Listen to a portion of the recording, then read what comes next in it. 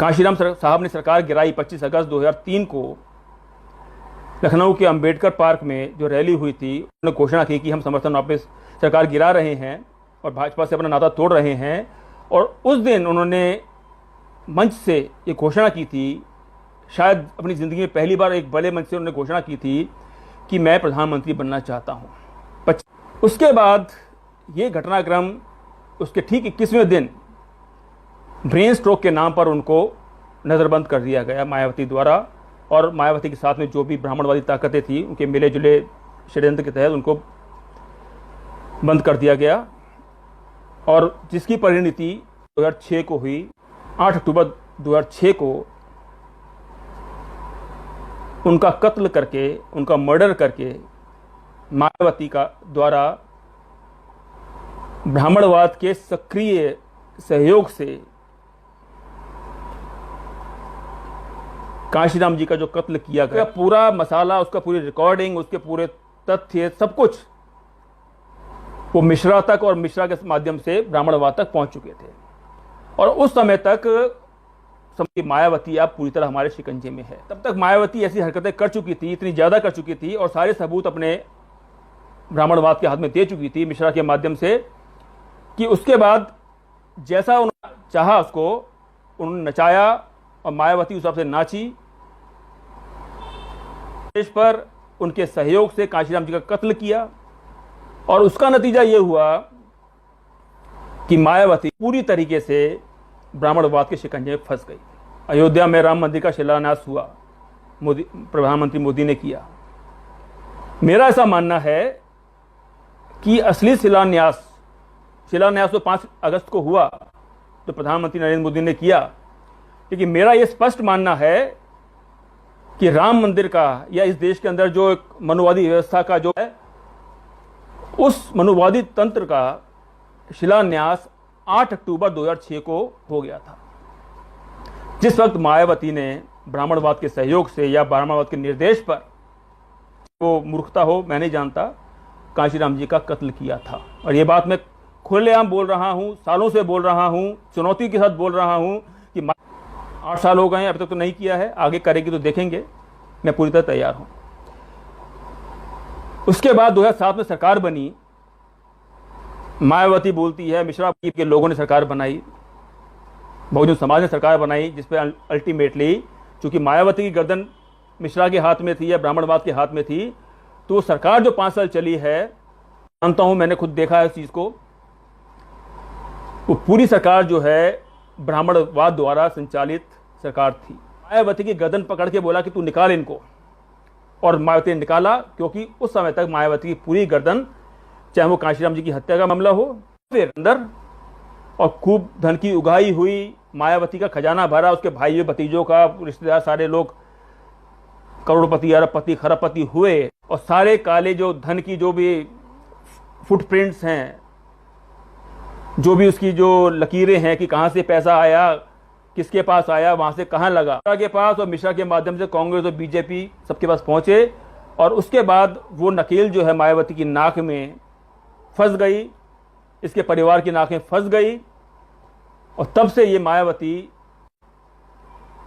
जो उसके जो मालिक हैं, पूरी बहुजन समाज पार्टी जो काशीराम जी ने अपने लाखों समर्थकों के साथ, सहयोगियों के साथ मिलकर बनाई थी, अपना तन मन धन लगा के बनाई थी, आज वो पूरी पार्टी मायावती की जेब में है, और मायावती मिश्रा की जेब में है, और मिश्रा आरएसएस की और कांग्रेस की, बीजेपी। तो कुल मिला के आज हमारा पूरा समाज जो है वो ब्राह्मणवाद की जेब में है। पिछले 10 सालों में स्पष्ट निर्देश है, सख्त निर्देश है पार्टी के कार्यकर्ताओं को, नेताओं को, कि कहीं कोई धरना प्रदर्शन नहीं करेगा। इसलिए आप देखते हैं कि ना कोई पार्टी का केडर कैंप होता है, ना कोई कार्यकर्ता मीटिंग होती है, ना कोई धरना प्रदर्शन होता है समाज की समस्याओं को लेकर। पिछले 10 सालों से आप लोग देख रहे हैं, बिल्कुल बंद है। सिर्फ धरना प्रदर्शन ही की बात नहीं, मैं दिल्ली में रहता हूं, आप में से कुछ लोग शायद यूपी में रहते होंगे, लखनऊ में या अन्य प्रदेशों में रहते हैं। दिल्ली का कार्यालय है बीएसपी का 4 गुरुद्वारा रकाबगंज रोड। पिछले 8-9 साल से मैं देख रहा हूं, मैं उसमें पूरी तरह ताला लगा हुआ है। एक बोर्ड लगा है बाहर, लेकिन ना कोई आता है, ना जाता है, ना मीटिंग, कोई कुछ भी नहीं होता। वही स्थिति पिछले 4-5 साल से लखनऊ के कार्यालय 12 मॉल एवेन्यू की है।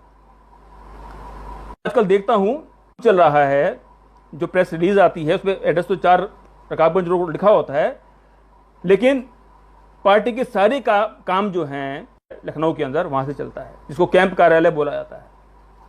अब इतनी बड़ी पार्टी अगर नेता के घर से चलेगी, और आपको पता है घर में घुसने के लिए आपके पास अटैची होनी चाहिए बड़ी भारी, मायावती घर में घुसने के लिए उसके बिना एंट्री नहीं है।